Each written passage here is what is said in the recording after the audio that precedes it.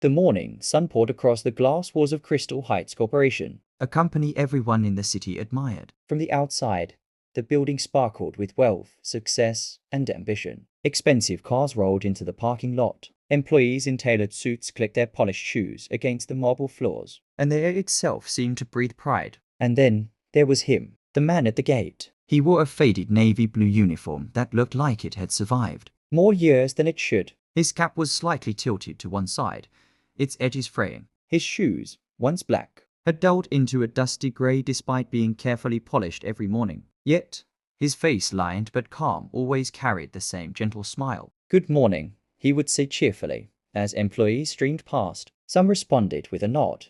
Others ignored him entirely. A few whispered under their breath. "Look at him, always smiling as if life is that simple. Poor man. Probably has 3 children at home and barely enough to eat. Just a guard. Nothing more." His name, as printed faintly on his ID card, was Daniel, but to most of them, he was simply the gatekeeper. From his small post at the entrance, Daniel saw everything. He saw the receptionist, Angela, who arrived earlier than most but never looked anyone in the eye. He saw Richard, the proud operations manager, strutting in every morning like a king. He saw the interns, nervous but eager, clutching their notebooks and tablets. He saw how people treated each other, kindness here, arrogance there, indifference almost everywhere. Daniel never said much, but his eyes absorbed everything like a camera. One Monday morning, as the cars lined up outside, a junior staff whispered to her friend while walking past him, "I heard the company's real owner is coming to visit soon. Some foreign investor or something. They say he's very powerful."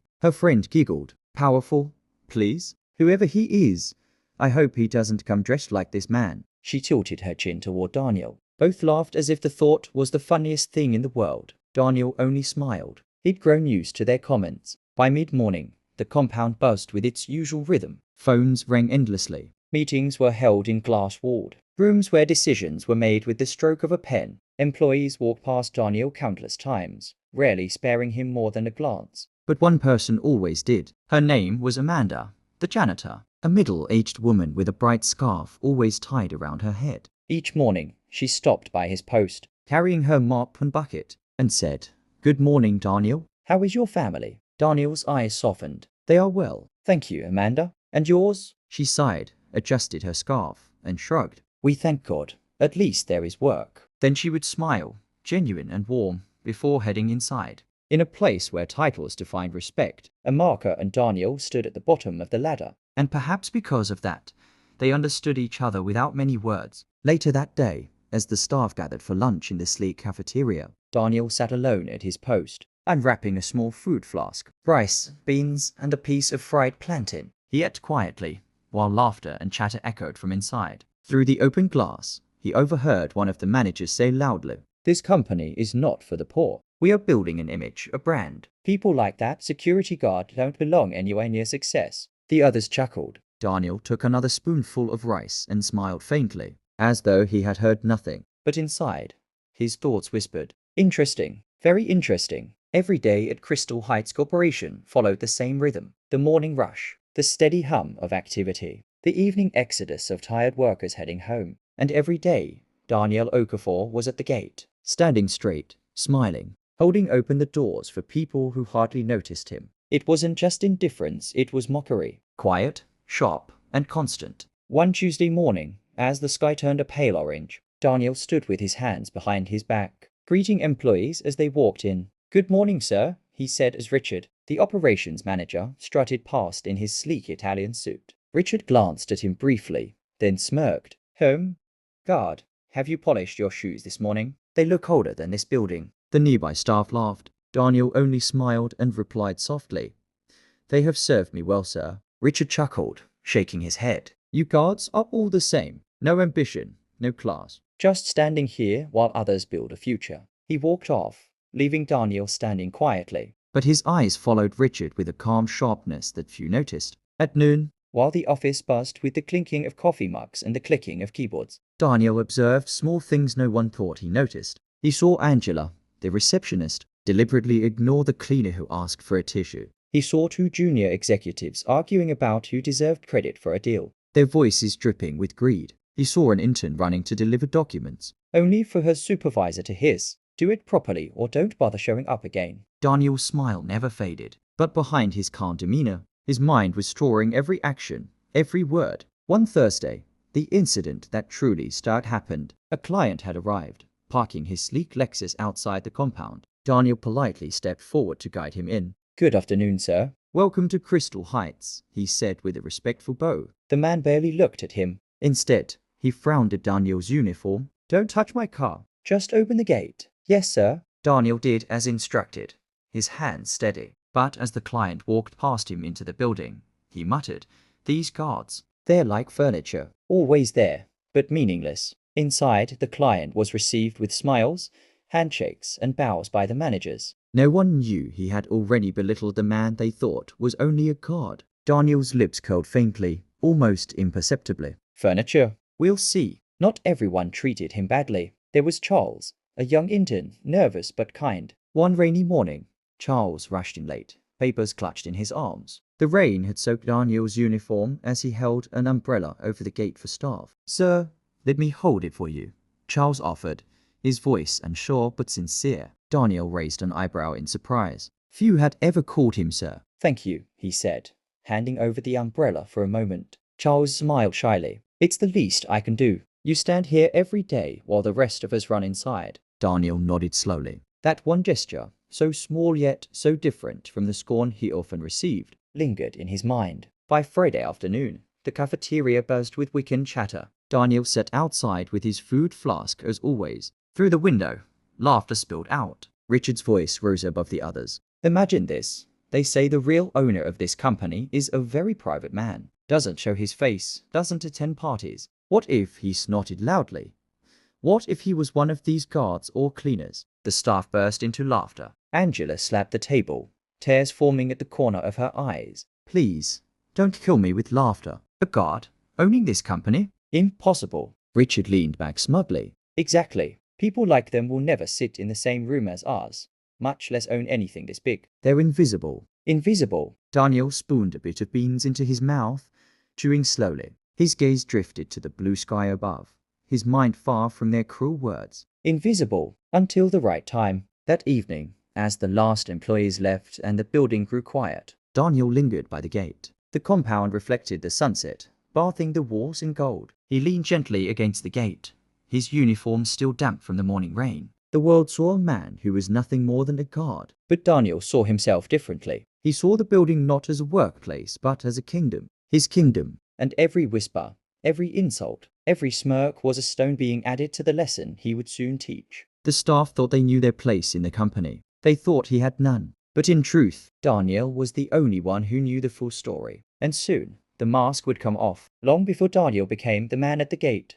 he had walked a very different road. He was born in a small town where opportunities were scarce and survival meant hard work. His father, a farmer, often said, "A man's true wealth is not in his pockets, but in his hands and his mind." As a boy, he worked on the farm at dawn, studied under kerosene lamps at night, and sold roasted groundnuts after school to help his mother. Life was difficult, but struggle had carved resilience into him. By the time he was in his 20s, Daniel had moved to the city. He worked as a clerk during the day and studied accounting at night. His wages were meager, but he saved every coin with discipline. Where others saw little, Daniel saw seed money. His first investment was smaller kiosk selling cold drinks in a busy junction. He hired a young cousin to manage it while he focused on his studies. That kiosk turned into 2, then 5. Slowly, Daniel built a chain of small businesses that generated steady income. But Daniel's real turning point came when he discovered real estate. While most of his colleagues spent their salaries on flashy clothes and loud weekends, Daniel quietly bought a plot of land on the city's outskirts. Friends mocked him,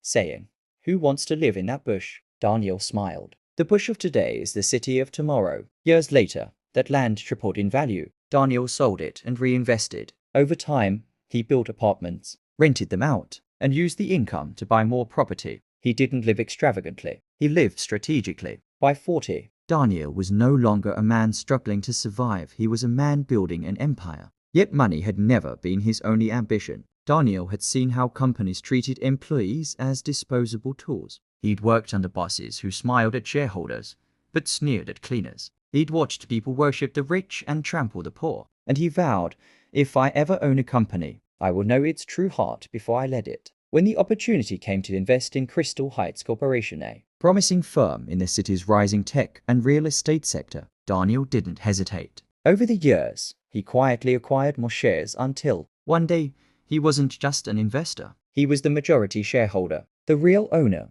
But Daniel stayed in the shadows. He didn't attend glamorous events or flaunt his wealth. He let the managers believe they were running things. While he observed from a distance, still, something troubled him. He wanted to know the soul of his company. Were the people respectful? Were they driven by character or just ambition? Did they treat everyone from CEO to janitor with dignity? Titles could deceive. Polished suits could hide rotten hearts. Daniel needed to see the truth without masks. And so, he crafted a plan that most would call madness. One morning, he appeared at the gate of Crystal Heights wearing a plain uniform. No one questioned him. To them, he was just a new hire, another nameless card. From that post, he watched everything. He became invisible, and in invisibility, he saw the true colors of men. At first, it amused him how easily people dismissed him. He had once been the poor boy selling groundnuts. Now, he was the wealthy man mistaken for a guard. Life had come full circle. But as the days turned into weeks, his amusement turned into concern. He saw how arrogance flowed like water through the halls of Crystal Heights. Managers barked at juniors. Staff mocked those who earned less.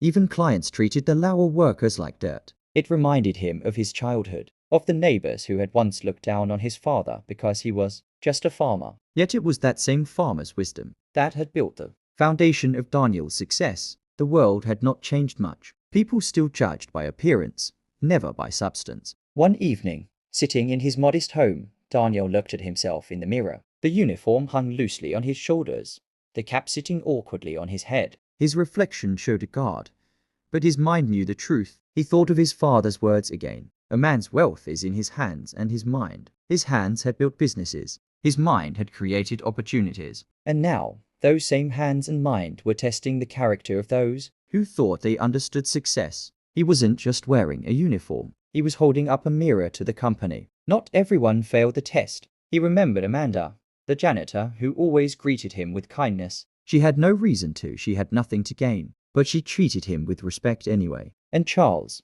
the nervous intern who had once shielded him from the rain with an umbrella. These small acts shone like light in a sea of darkness. Daniel took note. One day, when the time was right, those lights would be rewarded, and those who bathed in arrogance would face the weight of truth. But timing was everything. The company was buzzing with rumors of the mystery owner. Managers polished their suits. Staff whispered about promotions. And investors waited eagerly for his first official appearance. Little did they know, the man they ignored daily was the very man they awaited. And Daniel smiled to himself, knowing the reveal would come soon. Not as a storm, not as revenge, but as a lesson. A lesson that would change Crystal Heights forever. By the third week of his silent observation, Daniel had seen enough to know his company was not what it appeared to be. On the outside, Crystal Heights Corporation glowed with brilliance, its towering glass walls, its polished marble floors, its fleet of expensive cars in the lot. But inside, he saw pride, greed, and entitlement poisoning its foundation. And sometimes that poison spilled directly onto him. It happened on a Wednesday morning. The air was damp from overnight rain, and the ground still smelled of wet earth. Daniel stood at the gate, his uniform neatly ironed though faded. As staff streamed in, he greeted each one. Most ignored him, as usual. Then came Richard, the operations manager. He stopped abruptly, eyeing Daniel's shoes. These shoes again, Richard said loudly, so others could hear. My goodness, do you own only one pair? A few employees chuckled. Richard wasn't done. He leaned closer, smirking. You know, Guard, appearance matters. Even if you earn peanuts, at least pretend like you belong in a civilized place. Daniel's smile did not falter. He nodded politely. Thank you for the advice, sir. His calm tone seemed to annoy Richard further. This is exactly the problem. You guards have no ambition. You stand here all day, rain or shine, as if this is life. If I were you, I'd... Richard, a voice called from the lobby. Another manager had arrived. Richard straightened, adjusted his tie, and strutted up proudly. The small crowd dispersed, laughing under their breath. Daniel stood still, his face serene, but his heart was heavy. Not because of the insult he had endured worse in his life, but because this was a leader. In his company, treating others like dirt. If this is how a manager behaves, he thought, what culture have we built here? 2 days later, Daniel experienced a different test. It was late evening, and most staff had left. A junior procurement officer named Collins walked briskly toward the gate, holding a large brown envelope. He looked nervous. "Guard," Collins whispered, glancing around. "Do me a favor." Daniel raised an eyebrow. "What kind of favor?" Collins licked his lips, pushing the envelope toward him. "A supplier is coming by tonight to drop some goods." "Don't log it in the visitor's book. Just let him pass quietly." Daniel's eyes fell on the envelope. It bulged with cash. "You'll be compensated well," Collins added, his voice trembling. Daniel looked at him for a long moment.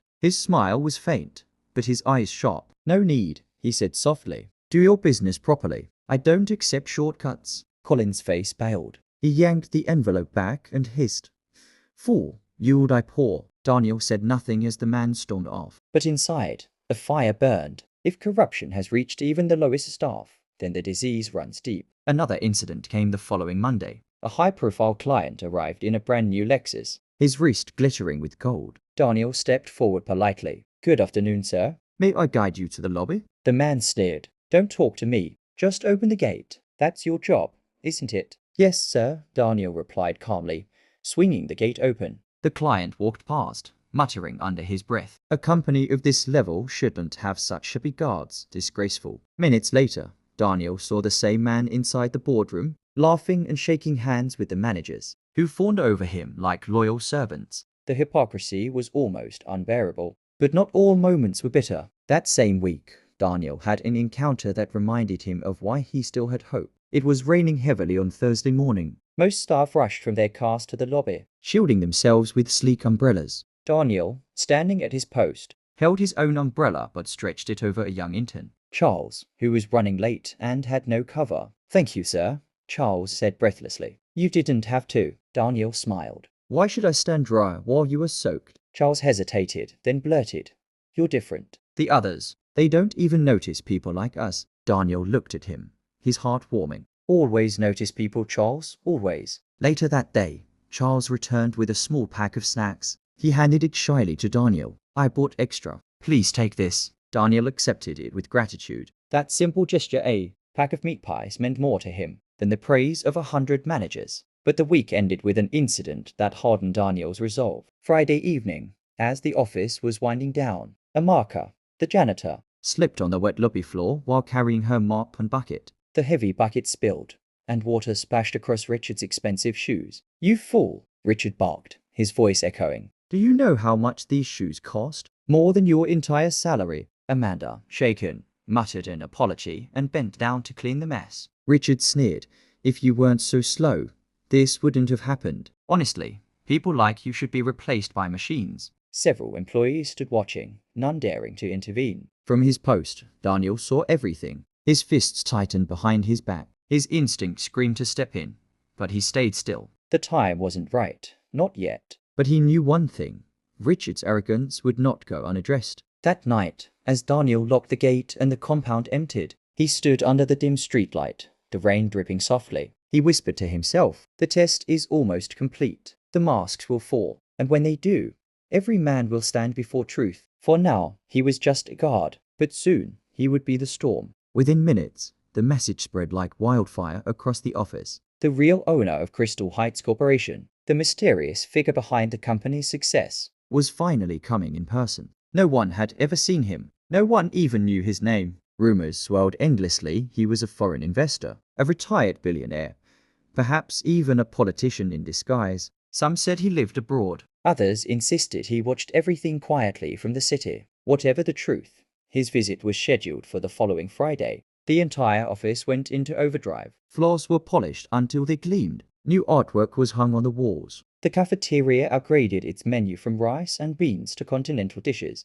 Managers rehearsed speeches. Interns practiced their best smiles. And Angela, the receptionist, bought a brand new dress to make the right impression. But while the building transformed, Daniel remained the same. At his post, he wore his usual faded uniform. He still smiled as employees streamed in, but his very presence seemed to irritate them even more now. "Look at him," Angela whispered one morning, passing by. "Imagine the real owner seeing this guard first thing at the gate. Such a disgrace." Richard overheard and laughed. "I'll talk to Our. They should replace him with someone smarter looking, at least for that day." "Can you imagine the embarrassment if our investor arrives and this is the first face he sees?" The others nodded, chuckling. Daniel, as always, smiled politely, but inside, the fire grew stronger. On Wednesday, just 2 days before the visit, Richard's mockery reached its peak. He approached Daniel with two other managers, all laughing among themselves. Richard gestured at Daniel's cap, which had frayed edges. "Guard," he said loudly, "when the owner comes, hide yourself. Maybe stand behind the gate or something. You don't exactly scream world-class company." The managers roared with laughter. One added, "Or better yet, wear a mask." That way, he won't faint at the sight of you. Daniel chuckled softly, his voice calm. "Don't worry, sirs. The owner will see exactly what he needs to see." Richard frowned, irritated by the guard's confidence. What's that supposed to mean? Daniel simply saluted, opened the gate for them, and said nothing more. By Thursday evening, the atmosphere in the office was electric. Staff whispered excitedly about the big day. I heard the owner is flying in with bodyguards. No, I heard he's coming in a convoy of SUVs. Whatever the case, we must look sharp. This could mean promotions. In the cafeteria, Richard made a grand speech. Tomorrow is history in the making. Let's impress the owner. Show him we are the backbone of this company. Leave no room for error. Everyone clapped. Daniel, eating quietly outside with his food flask, overheard every word. He looked at the glass building glowing under the night lights and whispered, "History, yes, but not the kind you expect." That night, Daniel couldn't sleep. He sat at his modest desk at home, staring at documents that bore his name, legal papers, share certificates,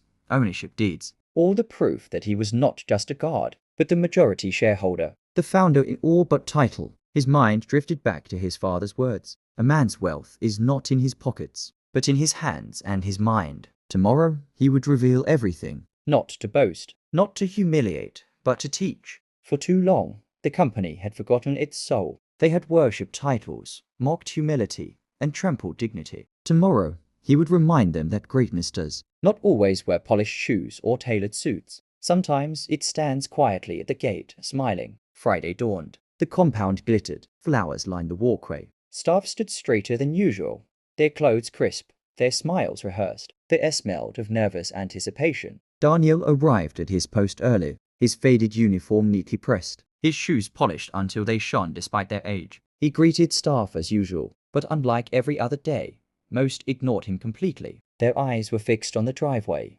waiting for the convoy. Angela whispered to Richard, "Why is he even here today?" "He'll ruin the first impression." Richard sneered. "Don't worry. Once the owner arrives, no one will notice him. He's invisible." Daniel's smile deepened. Invisible? Yes, but not for long. The week after the board meeting, the company buzzed with rumors. People spoke in hushed tones at the coffee stations and during elevator rides. The topic was always the same. The new investor. "Did you hear? He's Nigerian, but he's been living abroad for years." One of the accountants whispered. "They say he owns properties in Europe and has shares in 3 multinational corporations." Another added, "I heard he's coming to tour the company himself." "Imagine if he decides we're not up to standard," muttered Richard, the operations manager, who was already sweating with anxiety. The rumors spread faster than emails. Yet, through it all, Daniel sat quietly at his post every morning, watching, listening, smiling. No one suspected that the man they all dismissed at the gate was the very investor they were talking about. One Friday morning, as the sun painted golden streaks across the sky, Daniel reached into his drawer and pulled out a neatly folded envelope. He had been waiting for the right time, and now it felt perfect. Amanda, the janitor, walked by with her mop and bucket. "Good morning, Daniel," she said cheerfully. "Good morning, Amanda. Please, wait a moment," Daniel replied, handing her the envelope. She frowned, curious. "What is this?" "An invitation," Daniel said with a calm smile. "Something special. Don't open it here. Keep it safe and read it when you get home." Amanda hesitated, her eyes narrowing in suspicion. But Daniel's voice carried such quiet authority that she simply nodded and tucked it into her bag. Later that afternoon, Daniel prepared a second envelope. This one was for the management. He walked into the lobby, something he rarely did, and placed it gently on the receptionist's desk. "Please, Angela, make sure Mr. Richard receives this personally," he said. Angela raised her brows, clearly surprised that the security guard dared to make such a request. "And what exactly is this?" she asked, smirking. "A message," Daniel answered simply. "You'll understand soon." Angela shrugged, not bothering to hide her disdain. As soon as Daniel turned his back, she muttered under her breath, "This old man is losing it." But she still passed the envelope to Richard later that evening. That night, in his luxurious penthouse apartment 1, The company had no idea belonged to him. Daniel sipped a glass of wine and watched the city lights flicker. His phone buzzed with a message from his lawyer abroad. All documents finalized. Your full ownership will be announced at the next board meeting. shall we proceed with the press release? Daniel typed back. Not yet. I have one more lesson to teach. He leaned back in his chair, thinking of the faces at the company. The arrogance, the dismissiveness, the way they measured worth by clothing and titles. A quiet fire burned in his chest. They needed to learn. And soon they would. Meanwhile, in her small one-room apartment on the city's outskirts, Amanda finally opened her envelope. her hands trembled as she read the contents. Dear Amanda, You are warmly invited to a private dinner this coming Saturday at the Emerald Hotel. Come as you are. Everything will be taken care of. Sincerely, a friend. Amanda blinked, stunned. The Emerald Hotel? She whispered. That was one of the most expensive places in the entire city. She had only ever seen it in magazines and on TV. Her first instinct was fear. What if this is a joke? What if someone is trying to embarrass me? But then she thought of Daniel's calm eyes, his steady voice. Something in her heart told her it was safe. She folded the letter carefully and tucked it back into the envelope, whispering, God, I don't know what this means. But if it's your will, I will go. At the same time, Richard sat in his plush office, sipping whiskey and reading his own invitation. To the esteemed members of management, you are cordially invited to a private dinner at the Emerald Hotel this Saturday. Attendance is mandatory. Details will follow. Signed, The investor. Richard's eyes widened. the investor. He almost dropped his glass. His heart raced. This was the moment everyone had been waiting for. He immediately called Angela. Cancel all my plans for Saturday. And make sure the board members are informed. This is not optional. Angela, now equally shocked, scrambled to make calls. By the end of the day, the whole management team was buzzing with anticipation. Who was this mysterious investor? Why a private dinner? And most importantly, what did it mean for their future in the company? Saturday came quickly. At PM, The lobby of the Emerald Hotel glowed with chandeliers and soft classical music. The staff greeted guests in crisp uniforms, directing them toward the private dining hall reserved for the mysterious event. The managers arrived in sleek suits and sparkling dresses, Dripping with perfume and pride. They whispered among themselves, trying to guess who the investor might be. And then, to everyone's shock, Amanda walked in. Her bright scarf had been replaced with a simple but elegant gown. She still carried herself with humility, unsure of how to move among such wealth. The managers frowned. What is she doing here? One of them whispered. This must be a mistake.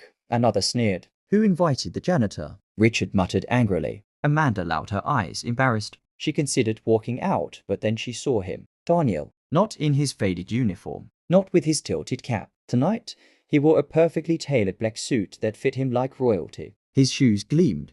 His watch sparkled faintly under the lights. And his posture carried an authority none of them had ever noticed before. Daniel walked into the room slowly, every eye on him. He smiled at Amanda first, giving her a reassuring nod. Then he turned to the management team, who stared at him in confusion, disbelief, and most of all discomfort. Good evening, he said, his voice calm but commanding. I am glad you all accepted my invitation. For the first time, silence fell in a room full of people who usually never stop talking. And in that silence, the truth began to unfold. The morning of the inspection began like any other. But there was an unusual tension in the air. By 7 o'clock a.m., the compound of Crystal Heights Corporation was already buzzing with activity. Cars were being washed, the lawns freshly trimmed, and the marble floors inside the lobby gleamed brighter than usual. Word had spread days earlier. A team of international investors would be visiting, alongside the supposed mystery owner who had been absent from the spotlight for years. Managers barked orders left and right. Angela, make sure the reception smells of lavender, not vanilla. James, tell catering we want bottled sparkling water on every table. Richard, make sure the staff knows how to greet properly. No one must embarrass us. It was chaos wrapped in artificial elegance. Everyone was trying to impress. And in the middle of it all, at the gate, stood Daniel in his same old uniform.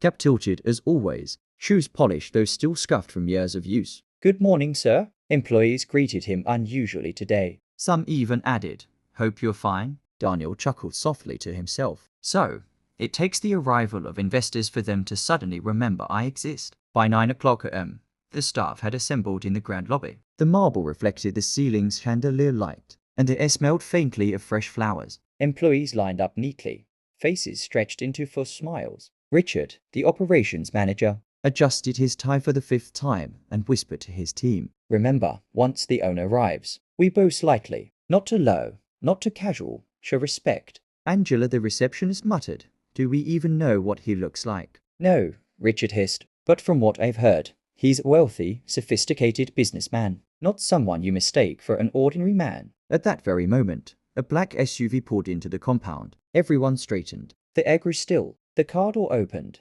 and 2 foreign investors stepped out well-dressed, sharp suits, confident strides. Behind them was a man in a dark grey suit, carrying a leather briefcase. He had the air of someone important. There he is, Richard whispered excitedly. That must be him. The staff clapped politely as the suited man entered. He smiled and nodded, clearly enjoying the attention. The managers almost tripped over themselves trying to shake his hand. In the midst of the commotion, Daniel quietly opened the second gate, letting in another vehicle, a modest black sedan. No one paid attention to it. From the car stepped Daniel himself. Or rather, another version of Daniel. Gone was the frayed uniform and dusty shoes. Now he wore a crisp, tailored navy blue suit that fit perfectly. A silver wristwatch gleamed on his wrist. His hair, usually hidden under a cap, was neatly brushed back. His posture was straight, his walk deliberate, his aura commanding. For a moment, the staff froze. Some gasped, others blinked,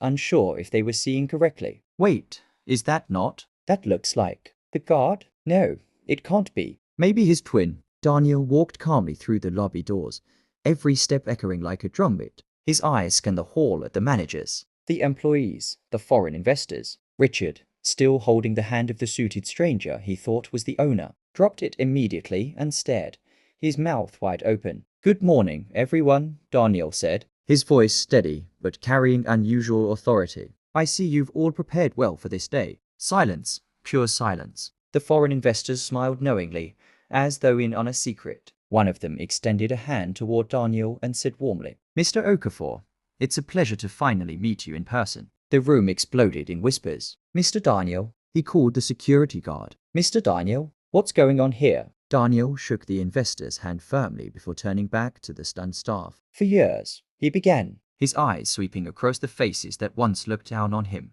I have observed this company not from the top floor, but from the ground level. I have seen how people behave when they think no one important is watching. I have seen arrogance, kindness, pride, and humility. And I have taken note of every single one of you. Angela's hands shook behind the desk. Richard's knees felt weak. A few interns looked as though they might faint.